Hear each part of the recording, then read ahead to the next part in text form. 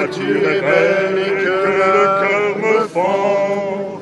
La justice viendra sur nos pas triomphants. Ma Mélinée, ô mon amour, mon orpheline. Et je te dis de vivre et d'avoir un enfant. On est avec Mélano, qui est une fille géorgienne, qui est arrivée en France il y a 2 ans et demi. Elle a eu un OQTF, elle a eu une obligation de quitter le territoire français, donc, et avec une routine, donc des avions qui étaient réservés pour elle pour retourner en Géorgie. Grâce à différentes actions de citoyens sur l'Ariège, notamment sur Lavelanet où elle résidait avant, et puis dans la vallée du Vic de Sceaux, on a réussi à montrer à la préfecture en quoi elle se trompait sur ses évaluations. Et donc, par le biais également du député Michel Larive, on a pu obtenir des rendez-vous et on va faire réévaluer le dossier de Mélano. Aujourd'hui, Mélano, donc, elle a un titre de séjour, un récépissé de titre de séjour. Elle est inscrite maintenant à l'OFI pour faire un parcours d'intégration républicain, à la fin de quoi elle aura un titre de séjour. Voilà, donc c'est un exemple concret qu'on peut arriver à faire bouger les choses, qu'on peut arriver à trouver des solutions pour toutes ces personnes. Voilà, je vous propose de faire signer une pétition en soutien à une famille de Géorgiens qui sont sur foi au CADA et qui sont susceptibles de devoir partir sous peu.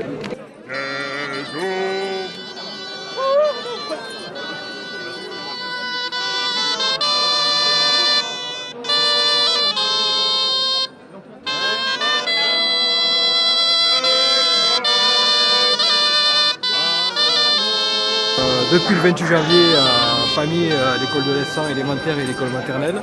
Et nous avons 3 chaises vides dans les classes, puisque au petit matin du 28 janvier, la police est venue chercher la famille Mehmeti avec leurs 3 enfants, 11 ans, 8 ans et 4 ans, et la maman enceinte également, pour une reconduction immédiate à la frontière, donc venus chercher à 6h30 et à midi ils étaient en Albanie.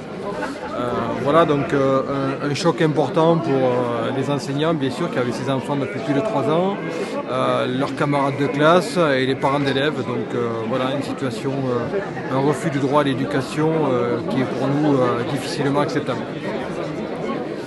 Donc voilà, les parents d'élèves ont organisé des rassemblements, pétitions, et nous ne désarmons pas et nous essayons de mettre en place des recours pour que cette famille et surtout les autres familles qui pourraient être menacées à Pamiers, mais aussi à Lavelanet, à Foix et partout dans le département, ne subissent pas le même sort qui nous semble particulièrement inhumain. Donc aujourd'hui, en tant que moi, là, en tant que FSU, je suis au rassemblement pour le cas d'une famille de Foix qui est également menacée, convoquée aujourd'hui à la préfecture de l'Ariège, pour affirmer notre solidarité et le fait que les enfants aujourd'hui devraient pouvoir poursuivre leur scolarité dans nos écoles.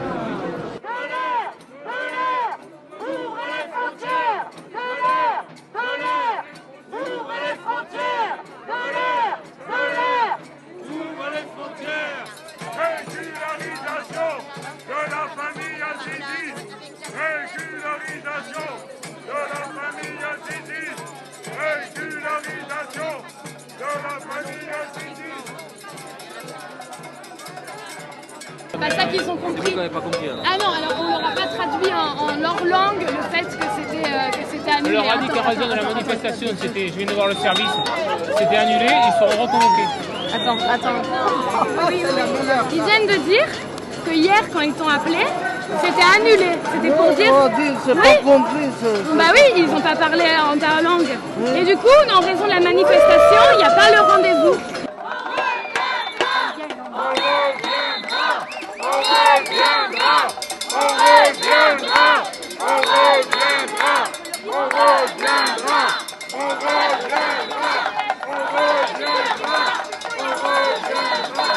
Ma manière de réagir pour aider les migrants, c'est d'offrir une maison que j'occupe très peu, de la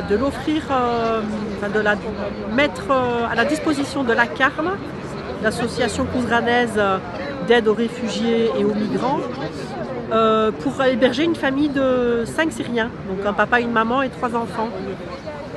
Ces gens sont actuellement en Turquie. Donc j'ai commencé par envoyer un courrier à l'ambassade d'Istanbul en Turquie en demandant pour cette famille qui ne maîtrise pas le français bien sûr de recevoir le formulaire de demande de visa D pour pouvoir entrer en toute légalité sur le territoire français pour y déposer une demande de réfugié. Ils sont un peu persona non grata sur le sol. La Turquie n'a pas trop le choix parce qu'il y a quand même un accord avec l'Europe qui a octroyé plus de 3 milliards d'euros à la Turquie pour qu'ils gardent les migrants et qu'ils récupèrent les migrants arrivés illégalement en Europe, en échange de quoi l'Europe est censée accueillir des migrants légaux. En attendant, les Syriens en Turquie ne peuvent ni travailler, ni aller à l'école, ils ne peuvent pas se former. Et donc ils vivent d'expédients, ils sont exploités quand ils font du petit boulot en noir. Et donc ils sont toujours menacés évidemment d'être reconduits en zone de sécurité. Laissez-moi rire, zone de sécurité en Syrie ça n'existe pas. Donc ils ont cette menace constante aussi. Et donc le moral est très enfin il a des hauts et des bas, plus souvent de bas que de haut d'ailleurs. Donc d'être en contact avec eux, ça permet aussi de leur redonner courage. Et voilà, de leur dire qu'ils sont attendus ici, que ce ne sera pas facile. Je les mets en garde aussi contre ça, ce ne sera pas facile. Mais qu'ici, ils seront quand même plus à l'abri que là-bas. Et qu'il faut qu'ils tiennent le coup pour eux, pour leurs gosses. Donc voilà, je suis en contact avec eux, oui.